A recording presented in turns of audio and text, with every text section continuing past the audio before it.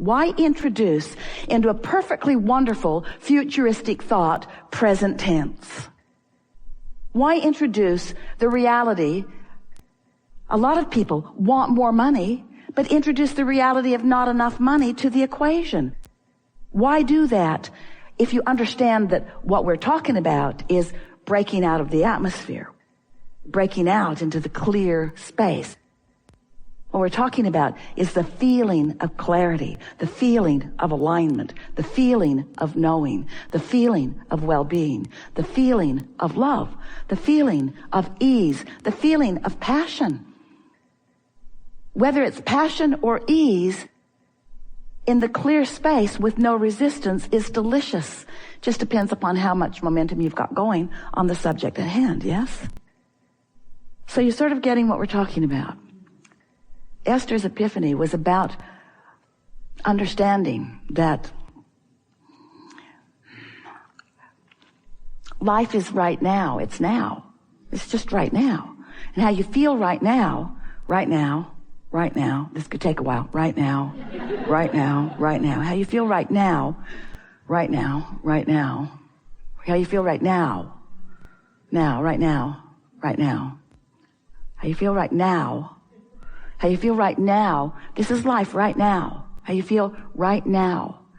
And right now, you might be thinking about the future, or you might be thinking about this beautiful rug, or you might be thinking about something that happened yesterday or 10 years ago.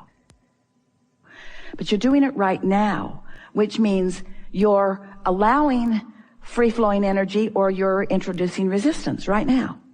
Right now. So, yes, it's about creating. Yes, it's about what comes to you. Yes, it's about what rendezvous with you. Yes, it's about manifestation. Yes, it's about material things. Yes, it's about the money in your bank. Yes, it's about the house you live in. Yes, it's about everything. It's about everything that is tangible and visceral and personal. It's about all of those things. But mostly it's about how you feel right now. Everything is a vibrational reality first. And if you are taking pleasure in your vibrational realities, if that which is your future experience in terms of manifestation, but your current experience in terms of the thoughts that you're thinking, if it is pleasing to you, if it feels good to you, if you find yourself driving and wanting to think about it, if you find yourself lying in bed and wanting to think about it, if you find yourself just waking up and wanting to think about it, in that pure thought, there is so much power and so much orchestration is taking place.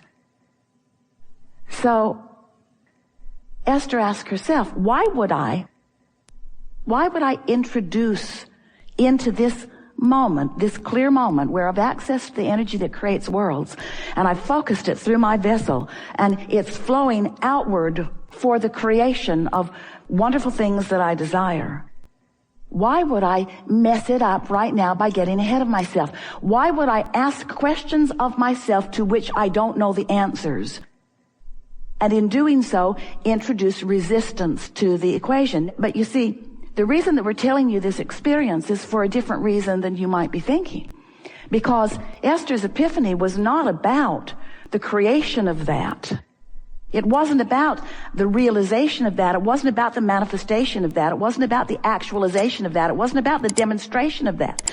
It was about the fact that thinking that thought in that way felt good right now, and introducing that thought to it right now made it not feel good anymore. Can you hear what we're getting at? It wasn't about what it was going to later on create. That's a given. What it's going to later on create is for sure, for sure, for sure. There is nothing that you cannot be or do or have if you want it and you talk yourself into it.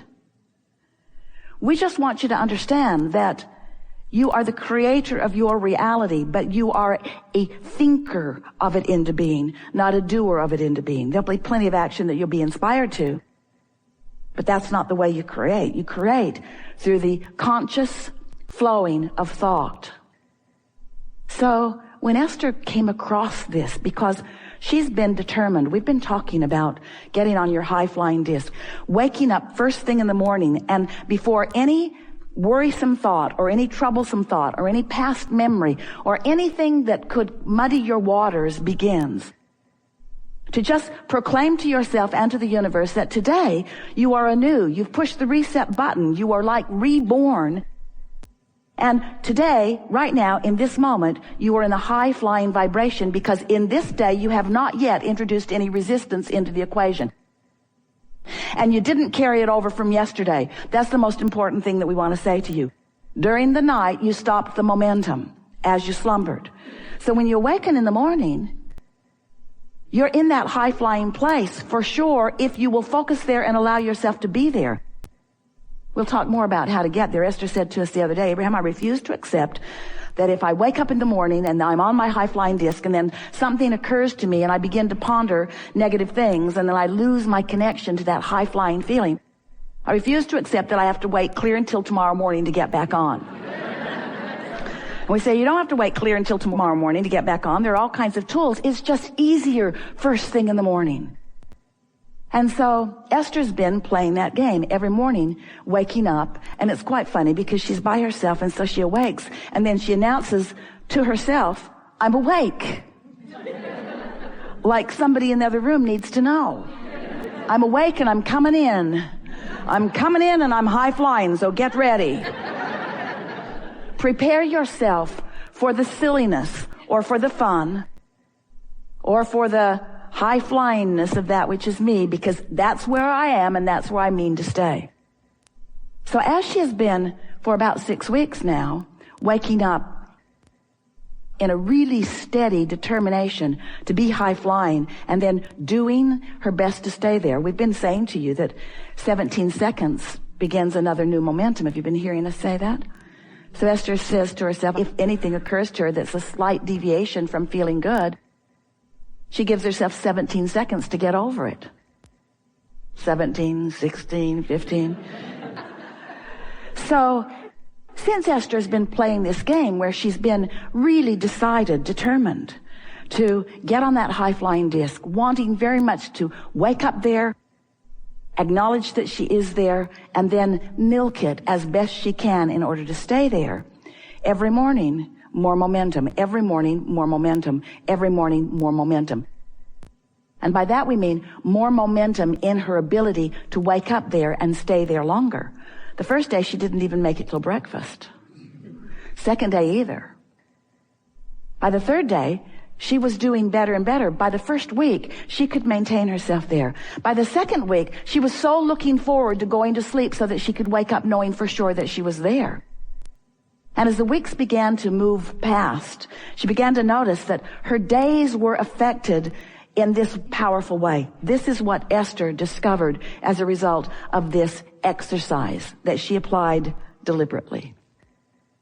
She felt clear-minded. Clear. She knew what to do.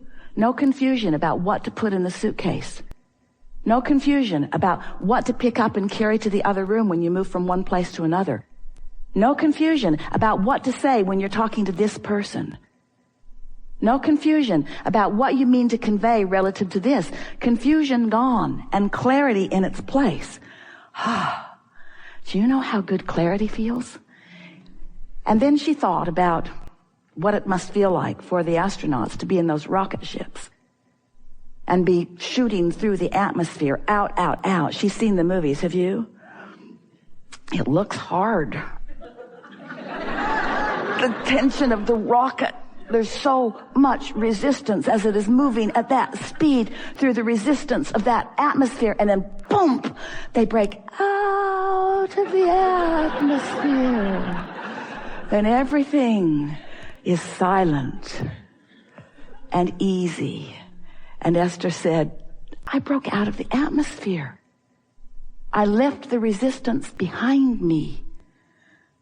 Mostly. At least I know what to do. I can have that free flowing.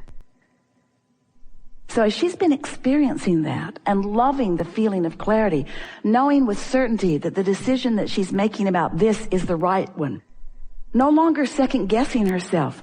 No longer going, well, let's weigh the pros and the cons. Let's torture me as long as we can under the guise of being objective.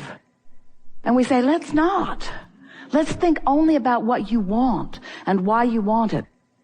Esther said to 3 or 4 people yesterday, and it may seem strange to you that she could come this far, this long with us, and be having these kinds of epiphanies, especially after we've been saying these words for a long, long time.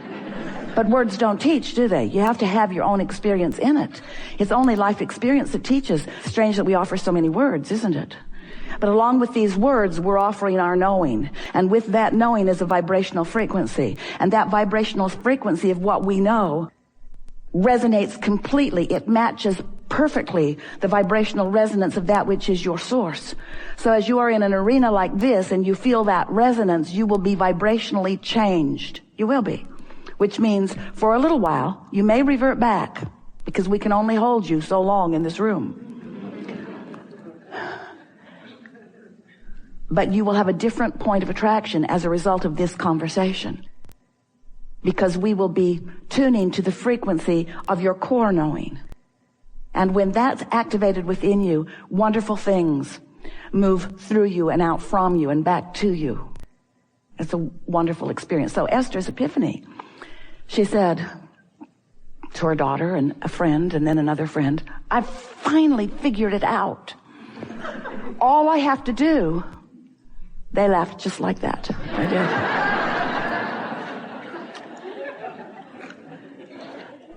All I have to do is decide what I want and talk myself into it. We have enjoyed this interaction immensely. That's everything, you know. She also, it occurred to her that as she is thinking about a future experience, meaning a not yet manifested experience, that those thoughts flow freely. Something about that future experience is free-flowing and therefore delicious to contemplate. But then when she found herself trying to bring it into the now before it was ready to reveal itself to her, so she was trying to figure out what to do, when to do it, and who to do it with, and how to go about it. She realized she was introducing resistance into her future idea. Now, in and of itself, that may not seem so interesting, but we want to explain to you why that is such an important thing for Esther, or for you to understand. So once you play with this a little while, and we'll walk you through it easily. Once you play with this for a little while, you're going to find yourself waking up and not only noticing that you're awake, but reveling in the fact that you are. And feeling the enthusiasm for being awake and alive and anew in your body. With so many things that you've already pre-paved, so many things you've already pre-planned, so many things that you've already put into your vortex, so many things that Source is already on, so many things that have been orchestrated on your behalf, so many things that are all queued up, ready for you. Yes, they're going to pop into your experience, they're going to manifest, you're going to realize them. Yes, yes, yes, yes, yes. But it's the clarity that you're going for. It's the mood. It's the mood. There are no limitations apart from those that you apply through thoughts that contradict desire. There is great love here for you. And as always, we remain stubbornly, perpetually, chronically, deliberately, completely, emphatically, joyously, never-endingly, eternally, this could take too long, in the vortex.